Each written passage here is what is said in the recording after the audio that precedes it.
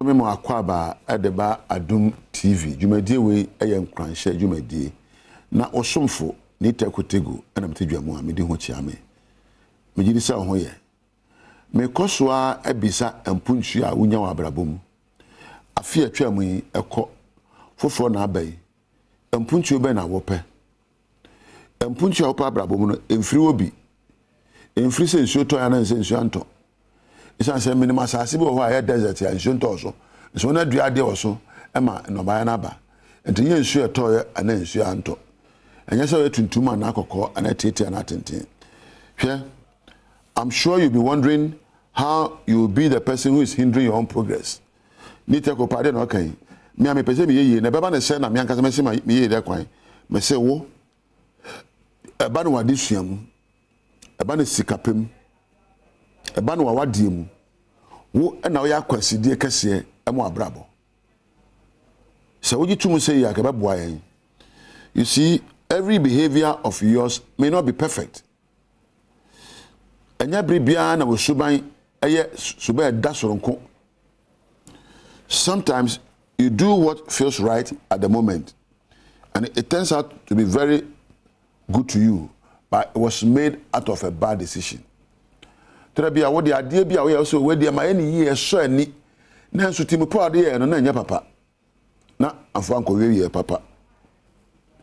Sometimes your feelings get the best of you and you act according to how you feel.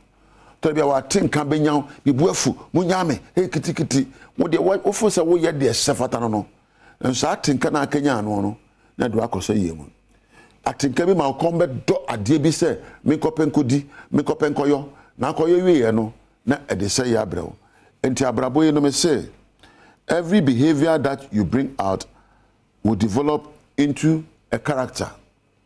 So ben bi abede na die no enche bia na baye ekotwa na abaye o shebre. Your character will shape your destiny.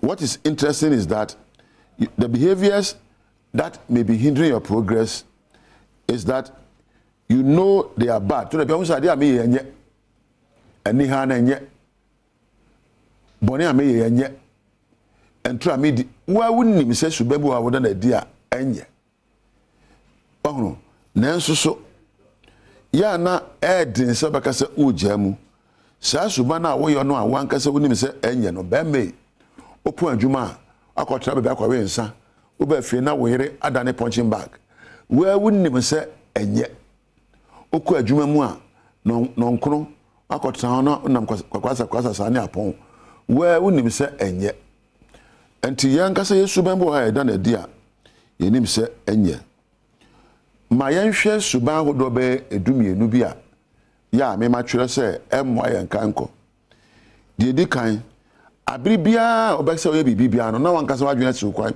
we dey enye yie. You think that the worst will happen. Number 2, gossiping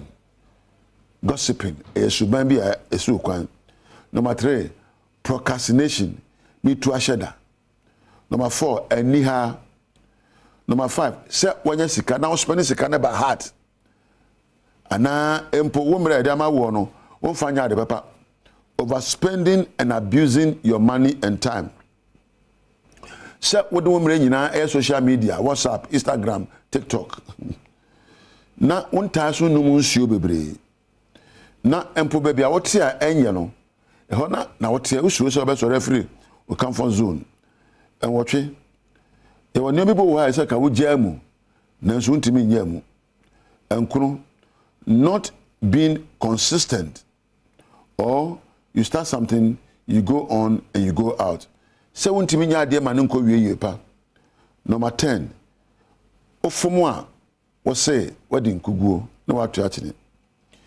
Number 11, you lack motivation. Wontimi nche ohun kran. Number 12, you don't know how to say no. Se yakase koyon kwa de meyo, se Adom e konkwa de meye, se aban se me nko jimi kwa de mejimi. Sebe you can't say no. Se na madumi enu we na me no bebobo ho. Efiri wa chineko. Enti meja ha baako se wontimi nka da bi. Mienu se wontimi nche ohun kran. Miensa se wontimi nya de ne enwie peyo.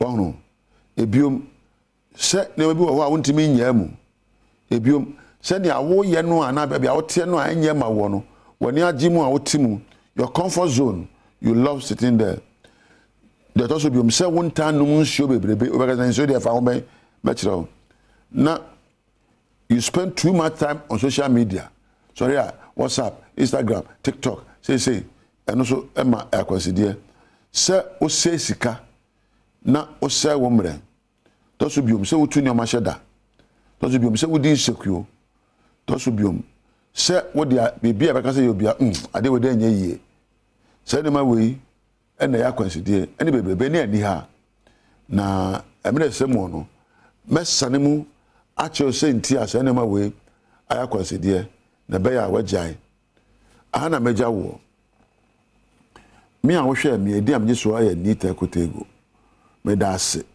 me da mpanifo a wo bo aye wa Adom TV a wo de dwumadi ba ye camera sound MCR and production me da mu nyina ase wa wo nya mere so hwe me no wo ni onyame entina